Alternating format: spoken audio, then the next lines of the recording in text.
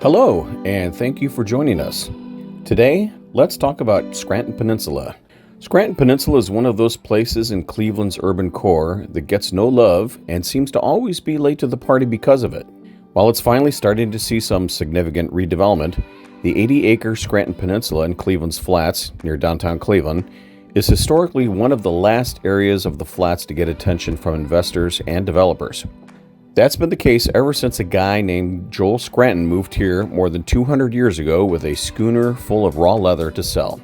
Born in Massachusetts in 1793, Scranton grew up in Oswego County, New York, and came to Cleveland at the age of 26. In addition to being a leather merchant, he expanded into selling dry goods, groceries, and crockery. With the money he made, he paid Chester Tuttle, an early settler from Connecticut, $450 to buy 22 acres on the west side of the Cuyahoga River and began operating a farm to supply his store across the river in Cleveland. Back then, Cleveland was spelled with an extra A, Scranton Peninsula was called Scranton's Flats, and the land actually was in Brooklyn Township, not in Cleveland or even in Ohio City, which was a separate city back then. Scranton bought more land, including from Alfred Kelly, Cleveland's first village president and father of the Ohio Canal that caused Cleveland to become a major port on the Great Lakes. In the 1830s and 40s, as the city grew up across the river on Columbus Peninsula and to the east on Stone's Levee, or uphill in Ohio City, Scranton's patch of greenery remained unspoiled. He resisted overtures to buy his land that was so large and so devoid of civilization that he actually hosted shooting contests and circuses, although hopefully not at the same time. But a New York investor named James Averill came calling in 1836 and made Scranton an offer he couldn't refuse. Averill died before he could close the deal, so his son William Averill concluded the transaction and honored his father's offer to buy 111 acres from Scranton and pay him the sum of $20,000, which was a huge amount back then and quite a bit more than the $450 that Scranton paid for it. In the late 1840s, Scranton made another deal with Alfred Kelly, who was buying, this time as president of the Cleveland, Columbus, and Cincinnati Railroad. In 1847, Kelly and the railroad's board of directors filled up a wheelbarrow full of dirt on Scranton Peninsula to commemorate the start of construction of Cleveland's first railroad.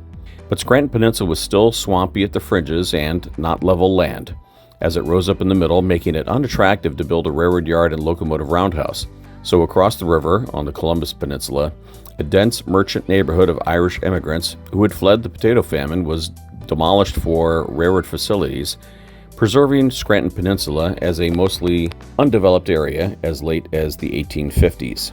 As the city grew up around his green oasis, Scranton's land grew in value.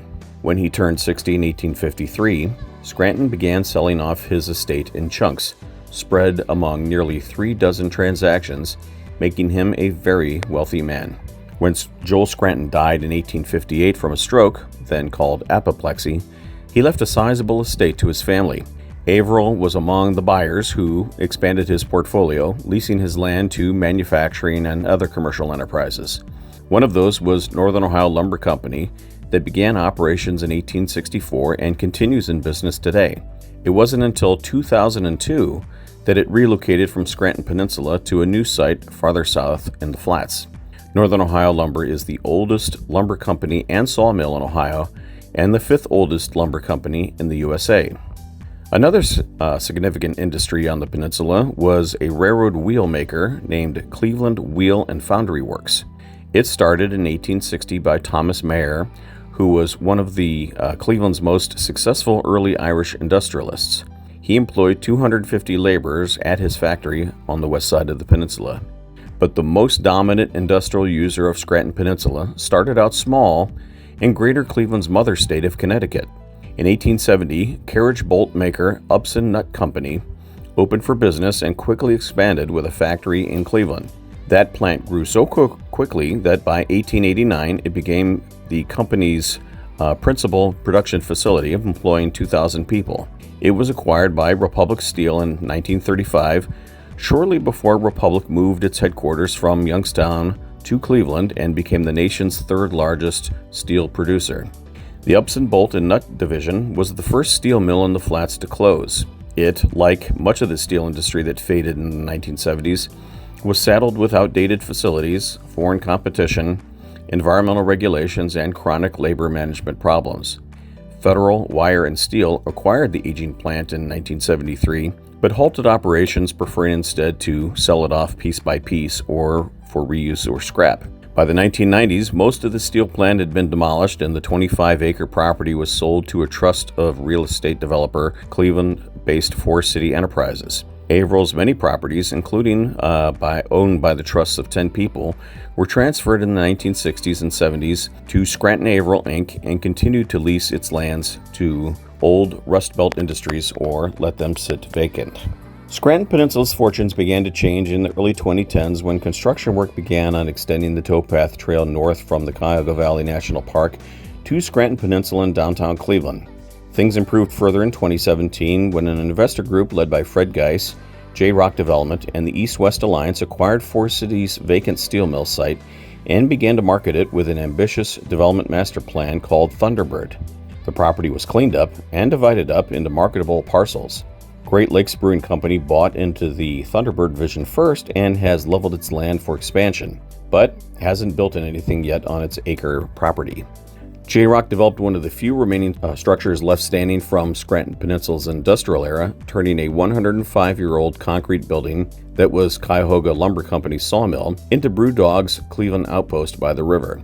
And now structures are rising for two large residential developments by Cleveland-based NRP Group and the other by a partnership of Silver Hills of Shaker Heights and Edward Communities of Columbus.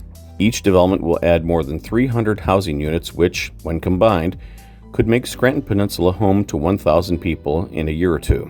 Over the last 2 centuries, Scranton Peninsula has gone from being a green outpost comprised of a swamp-surrounded farm to a center of heavy industry and commerce, to a post-industrial wasteland that had gone back to nature, to a mix of residential, restaurants, light industry, and recreational uses.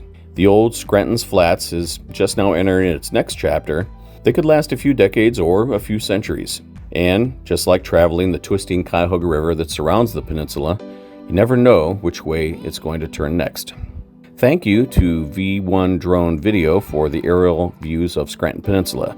To learn more and to stay up to date on the main development projects in Greater Cleveland, please follow the links in the description into this video and subscribe to NEOtrans News.